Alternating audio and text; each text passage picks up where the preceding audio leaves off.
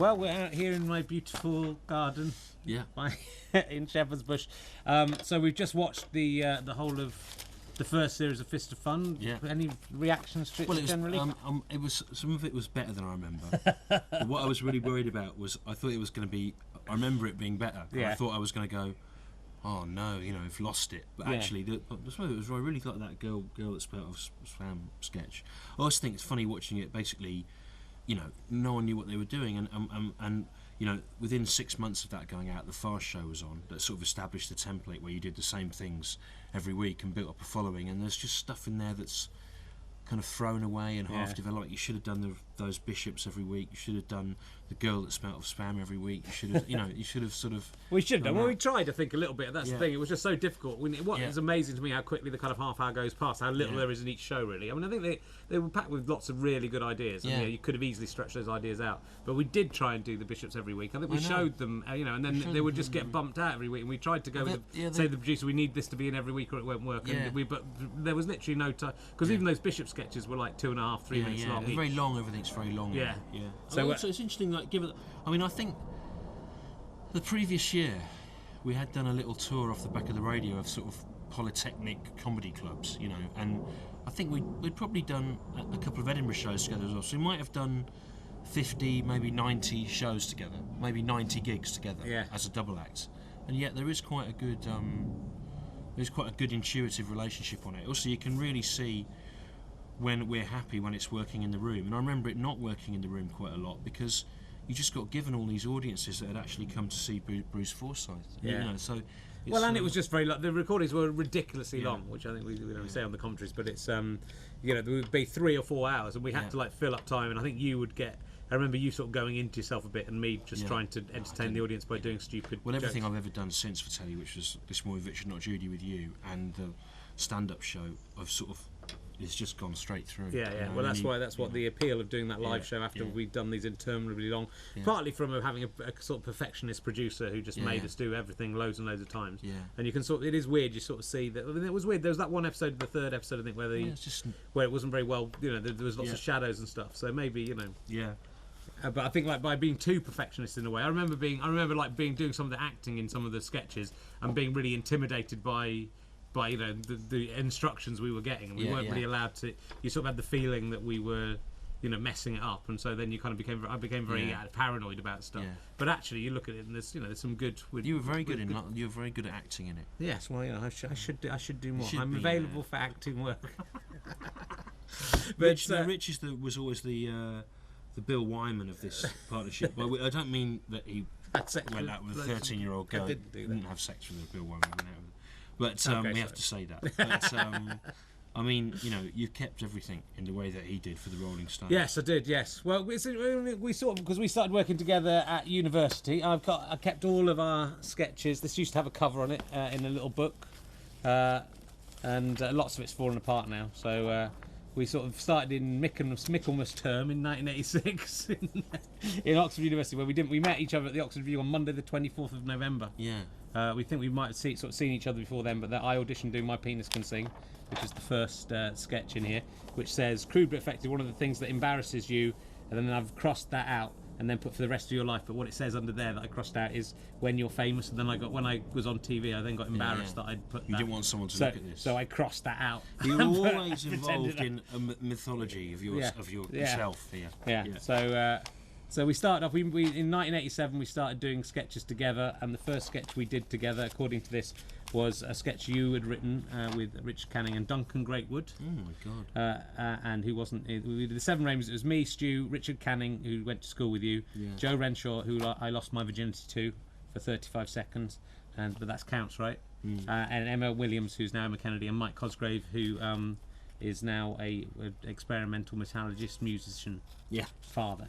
And so the first sketch we did together was a topical sketch about what's his face, Anderton, the Manchester police bloke of the mid-80s. It was about AIDS, health minister. It was about the AIDS thing, and then we also did a sketch that I'd written at school about Mastermind. which weirdly you started playing the kind of comedy character in that when we were rehearsing it, and then we changed it round, and that kind of almost completely changed the whole. Certainly in our university reception, you know, I was going to be the straight one, and you were going to be the funny one, and then we changed it around, which in university is what happened. Then we probably slightly, so that kind of sort of formed the basis of that. So we sort of did this. We did these kind of sketches every 2 weeks, and then we made a decision. I remember very early on we kind of try and do different stuff. So we said we wouldn't do TV parodies. We wouldn't do stuff about famous people. We wouldn't do sort of rubbish political topical stuff, which actually in those first week we did both of those. But I've kept most of these sketches, so we kind of ended up going to Edinburgh that after, you know, doing, it was kind of great because you had this comedy club you did every 2 weeks, and we were doing sketch comedy, which was a bit old fashioned even then, and it took us a little while to realise, you realised before me, that it was better to be doing stand up, which you started doing towards the I think I'd just seen a lot of people then. Going to Edinburgh. Well, we went to Edinburgh, so we went to Edinburgh and sort of did this Seven Raymond show as this lunchtime show, which no one came to see, and we very nearly actually became the Oxford Review that year. I think there was a lot of people kind of pushing for us to be the Oxford Review, and then Dave Schneider was doing his more arty show, and that ended up being the official review. So I've got all these sketches. They are quite poor, a lot of them, unfortunately. There is a tape somewhere. I don't know if we'll manage. We could stick that tape on. Of quite a poor performance of the first performance of some of the sketches. Perhaps not. Maybe we will. It's all fun to let people know how bad you were. It's the very best of the Oxford Review workshop. There you go. So there's all this stuff. So we left university after we wrote the Oxford Review the next year, which I was in, and Emma Kennedy and Ben Moore, Ben Pope, which was kind of slated. Yeah. And we had a really horrible time that year with being sort of almost beaten up by Keith Allen, and well, in fact he did. You weren't there, and then you went up the next year, did the Oxford Review. Yeah. And I'd sort of wanted to give up doing comedy more or less. So which I don't think, because you did your stand up in that year, didn't you, as well, and you kind of that got you into stand up even more so. Yeah. And I was sort of a bit disillusioned after my Edinburgh and kind of almost didn't want to do it anymore. So I remember getting very bad reviews this was back when people would review student shows, when Edinburgh was mainly student. I remember getting very bad reviews for the student show. Yeah. But then getting quite good reviews for the stand-up when people didn't know I was a student. Yes. So it was sort of about perception. There definitely was an element of that, and you know we weren't all that good. But you know, when the Oxford Review had Al Murray doing his Murder Minds, Ben Moore had like kind of amazing people in it. It was like a play kind of thing, wasn't it? Still 20, weren't they? Yeah. So he was still young. So we did that, and then we came to London, and this is now this book. Oh yeah. October 1989, we came to London, and this documents my failure as a stand-up, really, and your success as a stand-up. I'm very excited. That's the first time I got into into Time Out. Yeah, the 7th Time of Out January, listing. I mean, it's really 1990. amazing to think that they get Time Out. Kind of the London listings magazine sort of made the comedy circuit happen in London up to a point, I think, by the fact that it listed everything. Yeah. And no one, people weren't really doing that, and it's so weird now. So I was on with Ian Keeble, the magician, socialist magician. Paul Rogan, do you remember him? Yeah. Don Byrne. No, and Jeff Green comparing. So that was my first listed gig. I think I'd done a few. You were kind of winning the new act of the year. Yeah. We started writing for the radio at the same time. There's a few old leaflets for Ranji Boom Boom and stuff. Amazing. This will be February 1990 at the Ranji Boom, and you were on with Joe Brand. Wow. The Frigidaires. Don't remember them. Paul Rogan again. He was everywhere. He changed his name, didn't he? Yeah. Richard Herring, that's you. Le Facteur Dangereux. You know what that was? I don't know. No. This is a good bill. Wet the Bed. Yeah. Amazing Mr. Smith, do you remember him? No. He used to have a bird cage on his head and play the banjo. Crazy times. Yeah. And then we started writing for Weekending. Here's our first Weekending script we got in was... the first one was about Lithuania, about potato. I thought that was the case. There it is. About Lithuania? Yeah. The beautiful Republic of Lithuania, land of rivers, fields, rocks, soil and houses. Only a stone's throw for the heart of metropolitan Estonia. Manufacturer of novelty car stickers. My other car is a Lada also. Ha ha ha ha ha. I can imagine how that was done. Yeah, me too. Home with the beautiful bullfrog slug. That's cut. That was the good bit. Right. And the Lithuanian National Stick and Bag Theatre, which is based on a sketch we did at school. So there we are, university, same thing. So yes, we went for Weekending through that. It's another Chuckle Club listing. Let's have a look at that. Keith Fields, Eugene Cheese, of course, John Maloney, Jack D, Alistair McGowan. They're all there. Is Stewart Lee there? No. KGB. Wow. There I am. Look, there's me. Right, I'm in tiny letters. Richard Herring. So we got roped into doing On the Hour, I suppose, next. Yeah. After weekend, which I hated weekending and kind of used to hide in boxes. I remember, yeah. Because little crates, because I hated it so much. We did it for a year. Then we got into to On the Hour, luckily, which kind of led to being quite a big success, and that led to our own show, Lionel Nimrod's Inexplicable World. Yeah. Which again was funny because Lionel Nimrod's Inexplicable World was basically us was doing stand-up and sketches, but we had to do it. We were sort of characters in it. I think we started in the pilot. We were characters. Yeah. It's called Lionel Nimrod's Spooky World in the pilot. It's interesting. We also worked for Barrymore at Large. Yeah, at large, like a criminal. That was very interesting, actually, with Barrymore, because Michael Barrymore had sort of wanted to relaunch himself as a new kind of weird stand-up, and he'd gone and seen people on the circuit, hadn't he? And then got in touch, wanting interesting people to write for him, and then all the interesting people's material got gradually chipped out of the show. And I think I slightly look, even in Radio 4 continued. Leonard Nimrod's Inexplicable World. John Bryce from Bristol said rubbish and very bad taste. Lady complained it was wrong to make jokes about dying. Was particularly upset. Today is the anniversary of her husband's death. Yeah. So yeah, it was aimed at you. Martin Smith complained the comments about Jesus Christ were derogatory and offensive, and the programme was incredibly tasteless and not at all entertaining. So those are the early days. Then we did Fist of Fun on the radio in 1993, and did Lionel Nimrod's Inexplicable World in Edinburgh. There's a few things there, and then then the book more or less runs out. This one, I think. There's lots of reviews and stuff as we go, so I kind of lost interest a bit in keeping this up. Unfortunately, there's Ian Watson, who I mentioned, talking about us in our radio show, talking about Fist of Fun, 1993. So the Fist of Fun was on the radio, and then we did a Lee and Herring radio show, and then we did a pilot for Fist of Fun in '94. It must have been. Yeah. So it wasn't that. So it was very. Given that we started in '89, we had this very rapid ascent. Yeah. Through working pretty hard on the radio and doing lots and lots of stuff. I mean, like, too fast, I would say. Well, there weren't so many people doing it. No.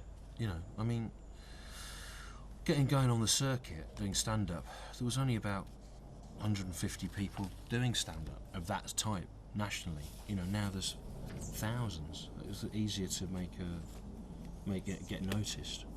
And there was also seemed to be a lot, even though there's loads and loads of channels now, there seemed to be more of that kind of comedy on telly. Like now there's basically mainstreamy stand-up shows and panel shows, aren't there? There used to be lots of although it was kind of, and I think like looking back, you sort of felt like we were making a natural progress from radio. I'd read all the books about Monty Python or whatever, and that was how they progressed, and that's the kind of way I looked at doing it. But looking back at it, it's still quite incredible that happened so quickly, and I don't think I didn't appreciate at the time the fact that I was on national TV. I mean, we had 4 years out of 5 where we had our own series on TV, and it didn't really, and I look back at it and go, I didn't really understand what was going on. It just seemed natural. I think, but basically, after we stopped, people started getting paid a lot more as well. So it wasn't like it wasn't a life. It was like by the end of it, we did 10 years together professionally. So we left college in 1989 and basically broke up about 10 years later. And I think I'd broken even basically by over the 10 years. There'd been sort of 4 good years and 4 everything. So I'd at least got a flat, but I didn't. I did had a mortgage on it and everything. I'd had to borrow the deposit, and I managed to pay my parents back for the deposit. So I had like a flat that I'd put 10 grand down on or something. So that was in a slightly better position, but we were not rich. When there was the bomb threat in the third episode, there was no, there's nothing. If anyone wanted to get us, there was no protection. Remember, the assumption was that you would be going everywhere in cabs or chauffeur-driven cars, wasn't it, from the police? And but we lived in shared houses in Tooting. Travelling on the tube. So it was quite scary thinking, it is literally that easy to be got. So we kind of, I guess we could talk about where some of the characters came from. So Simon Quinlank was obviously like something we developed up on, I think probably in the Lee and Herring show, right? Do you think? Well, no, I think the first thing that was like that was when we were writing for On the Hour, there was a character of a man who wanted to collect all sounds. Right. And he was called Lionel Cosgrave. Yes, so Lionel Cosgrave was named after my boss at my last job, who sacked me. House. He wanted to collect all sounds. And that was sort of a bit based on a guy that I used to know around Oxford who used to record all music. Yeah. And I remember writing a funny article about him for Vox magazine. and then which I instantly regretted because it was sort of a piss take of an actual person who existed, and I thought, I'll never do that again. And then weirdly, years later, someone wrote to me out of the blue and said, can we reproduce your article about Michael Gerson for a biography of Michael Gerson who's died? And it turned out this guy was a major sort of innovator in sound recording techniques, and I'd actually got loads of records of improvised music that he'd recorded, and I went, well, is it that piece? And I was so apologetic about it, and I said, you can use it, but say how guilty I feel about it. And they went, no, he thought it was really funny. Then it was sort of also mixed up with these fanzines people used to send us by a guy called Nicholas something, who used to kind of collect information about Lucy Benjamin, who was a soap star, and Janet Ellis. Janet Ellis, yeah. But again, before the internet, you'd also remember being at a railway station at Darlington once, where a guy was standing on the railway station. It's not like it was beyond a sort of train spotter parody. He had a dictaphone, and he was shouting the numbers as the trains went past, not just of the train, but of every piece of rolling stock on it. They were like an 8-digit number, and so I think he was sort of a mixture of all sorts of things. But we and kind then of you like give it to those, Kev, and he kind of. And we always like those kind of obsessive characters. I mean, even in a way, in the Julius Weiler Shrine thing is a sort of, it's just a sort of Simon Quinlan thing, isn't it? Recognise them. Yeah, exactly. Yeah. When we were like that ourselves, and we were, and so and it wasn't even, we always hated that kind of train spotter parody character that lots of people did. So it was kind of almost trying to do an Uber version of that, but for someone who wasn't like a nerd, who was terrifying and frightening. And I think in later, but obviously not so much in this one, he had a kind of there was Neil Petark who was his enemy, wasn't there? And there was like there was his little friend Kevin Cecil, who was basically called Kevin Cecil. Didn't we call him Kevin Cecil or Cecil Kevin or something? I think he slightly changed his name, but he was another comedian who's a writer who was in that. So he had his kind of nerdy little fan to go with. So it was a real kind of Lee and Herring. Yeah, I think that's it did sort of come out. A lot of things sort of slightly came out of On the Hour, I suppose, because there was lots of desks and things, and On the Hour where we would. The big green desk and Ian desk. In fact, the Ians became something we did in the second series, obviously, of Fist of Fun. And so there was lots of, and those listings really are just things we would write for the kind of things we write for On the Hour that we then kind of put in here in the Fist of Fun hard to find cash-in book that sold no copies. So Peter obviously created his own character really, and I mean I was surprised that we sort of talked about the bishops of that didn't really appear again.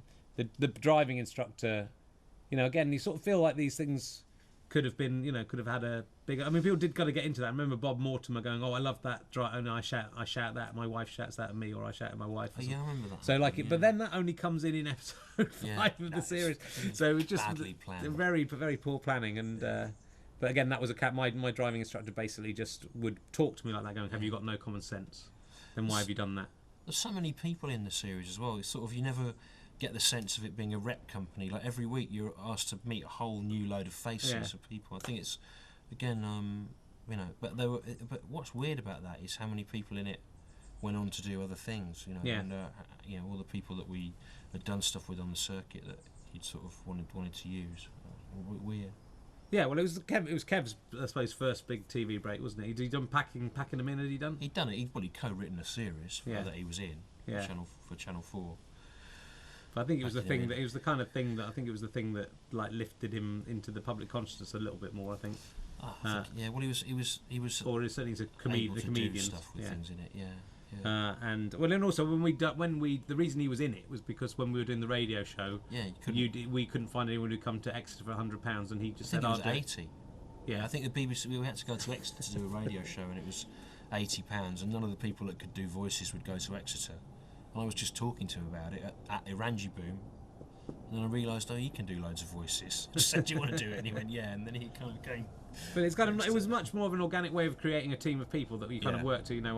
I'd worked with Sally on a couple of Edinburgh shows, and we liked her, and then later Paul Putner I worked with in plays, and we kind of got him into stuff, and similarly with Kev, so you're building up this team of people really, rather than someone going, oh, let's put him and him and him together. Though again, I think in hindsight it would have been. It's a shame we didn't just do a bit more of it ourselves and get a little more centrally into the sketches, or at least just go, let's have.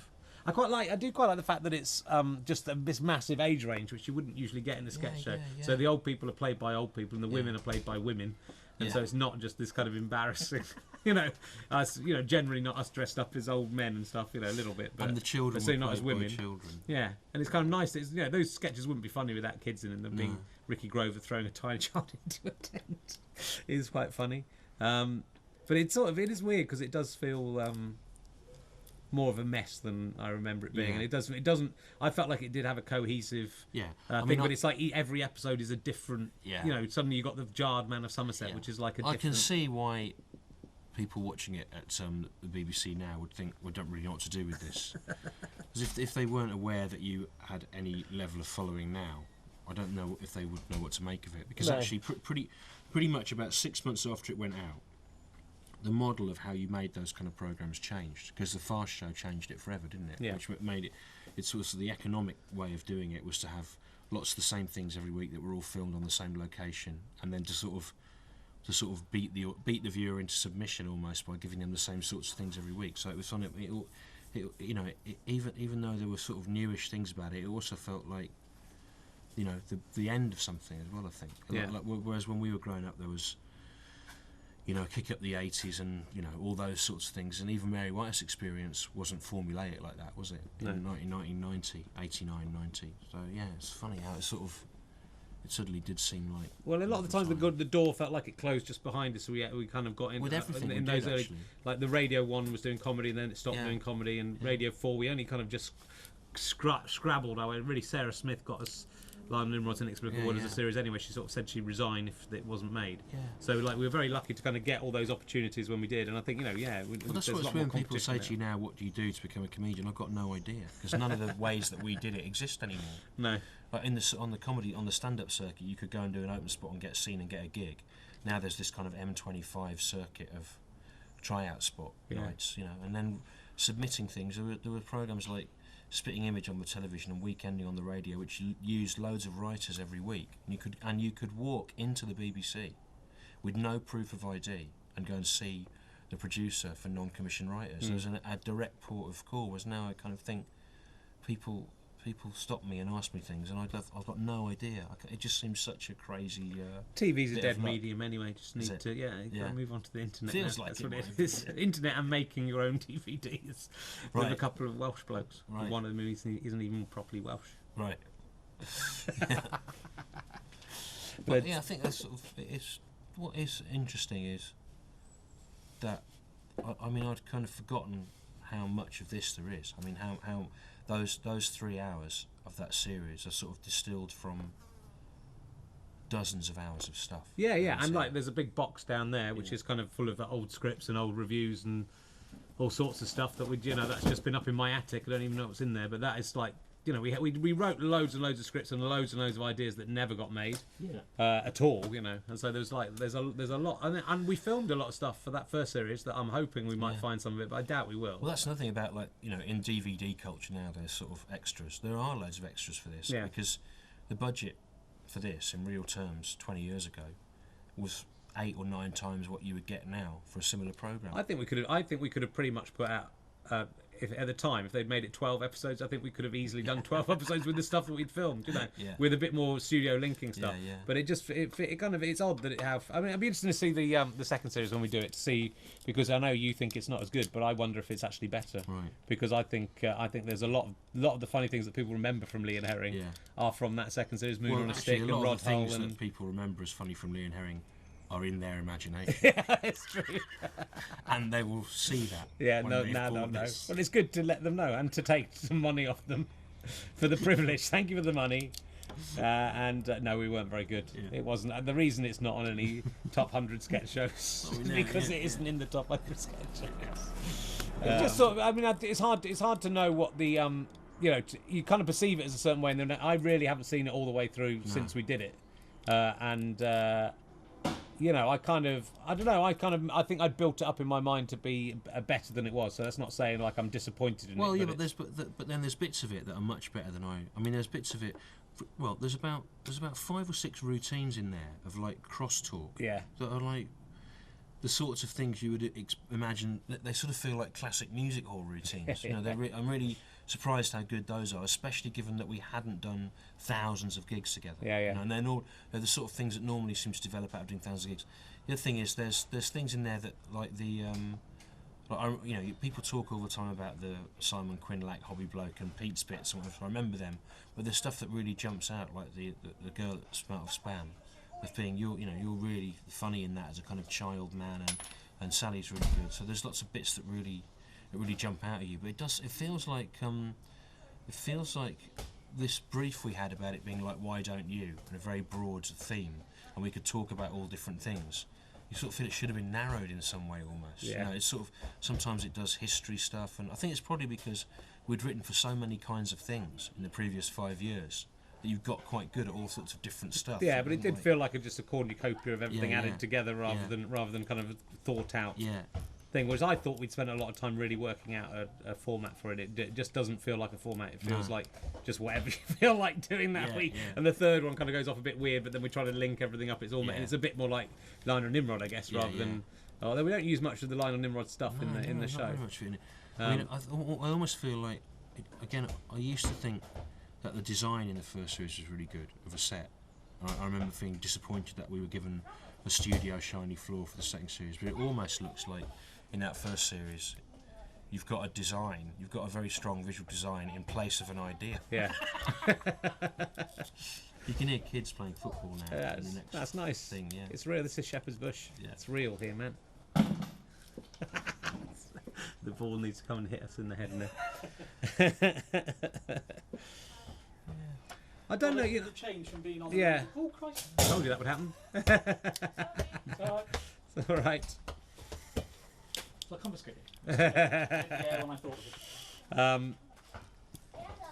I mean, I think the thing with it, we worked with Sarah Smith, who was a bit of a ball-breaking producer, who really kind of made us go in and work all the time. I think me more than you, in fact. Actually, I was off doing gigs. Yeah. So I'd stay in at night, in either the offices. I'm aware of that. I mean, what there is in those are when we were going back through them, I can remember the place where I was in the country where I had the idea, because I was somewhere and I saw a thing. Yeah. So I was in a gig, like being at Ely Cathedral and seeing those priests. Yeah.